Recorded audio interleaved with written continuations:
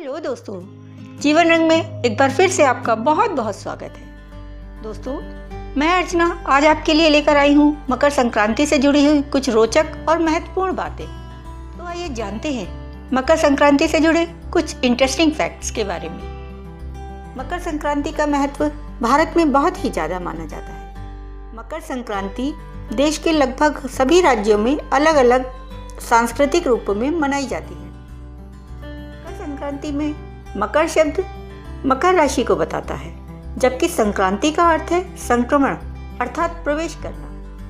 मकर संक्रांति के दिन सूर्य धनु राशि को छोड़कर मकर राशि में प्रवेश करता है।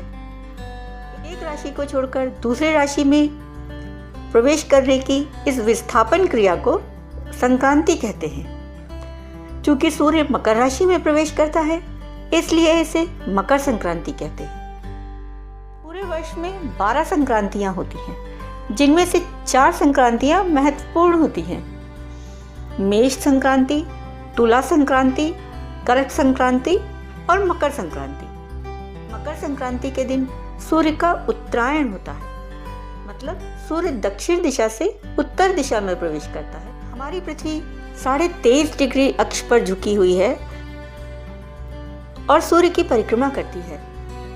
इस कारण वर्ष में 4 स्थितियां ऐसी होती हैं जब सूर्य की सीधी किरणें 21 मार्च और 23 सितंबर को विषुवत रेखा, 21 जून को कर्क रेखा और 22 दिसंबर को मकर रेखा में पड़ती हैं। इसी तरह सूर्य के आधार पर वर्ष के 2 भाग होते हैं, उत्तरायण और दक्षिणायन। इस दिन सूर्य उत्तरायण में हो जाता है, अर्थात इस समय धरती का उत्तरी गोलार्ध सूर्य की ओर मुड़ जाता है, तो उत्तर से ही सूर्य निकलने लगता है। सूर्य 6 महीने उत्तरायण में रहता है और 6 महीने दक्षिणायन में रहता है। मकर संक्रांति से लेकर कर्क संक्रांति तक के 6 माह के समय अंतराल को उत्तरायण कहते हैं। गीता में भगवान श्री कृष्ण ने उत्तरायण के महत्व को बताया है। उत्तरायण के समय जब पृथ्वी प्रकाशमान रहती है, तो इस प्रकाश के समय में शरीर का परित्याग करने वाले व्यक्ति का पुनर्जन्म नहीं होता है और उसे मोक्ष की प्राप्ति होती है। यही कारण है कि महाभारत काल में भीष्म पितामह ने शरीर का त्याग तब तक नहीं किया था जब तक कि सूर्य उत्तरायण में नहीं हो गया था। हिंदू पुराणों के अनुसार शनिदेव को सूर्य भगवान का पुत्र माना जाता है। दोस्तों, ऐसा माना जाता है कि मकर संक्रांति पे सूर्य भगवान अपने पुत्र से मिलने उनके घर जाते हैं। क्योंकि शनिदेव मकर राशि के स्वामी हैं, इसलिए इस त्यौहार को मकर संक्रांति के नाम से जाना जाता है। ऐसा माना जाता है कि मकर संक्रांति के दिन ही गंगा जी भागीरथ के पीछे चलकर कपिल मुनि के आश्रम से होते हुए गंगा सागर में जाकर मिली थी। महाराज भागीरथ ने अपने पूर्वजों के लिए इस दिन तर्पण किया था, इसीलिए मकर संक्रांति पे गंगा सागर में मेला भी लगता है। ये भी माना जाता है कि इस दिन भगवान विष्णु ने असुरों का अंत करके युद्ध समाप्ति की घोषणा की थी। ऐसा माना जाता है कि मकर संक्रांति के दिन देवताओं का दिन प्रारंभ होता है, जो आषाढ़ मास तक रहता है। कर्क संक्रांति से देवताओं की रात प्रारंभ होती है, अर्थात देवताओं के एक दिन और एक रात को मिलाकर मनुष्य का 1 वर्ष होता है। मकर संक्रांति का पर्व पूरे भारत में फसलों के आगमन की खुशी के रूप में मनाया जाता है। खरीफ की फसलें कट चुकी होती हैं और रबी की फसलें लहलहा रही होती हैं। खेतों में सरसों के फूल महकने लगते हैं। मकर संक्रांति के इस पर्व को पूरे भारत में अलग अलग राज्यों में अलग अलग तरीके से मनाया जाता है। दक्षिण भारत में मकर संक्रांति के पर्व को पोंगल के रूप में मनाया जाता है। उत्तर भारत में इसे लोहड़ी, खिचड़ी आदि नामों से जाना जाता है। मध्य भारत में इसे संक्रांति कहते हैं।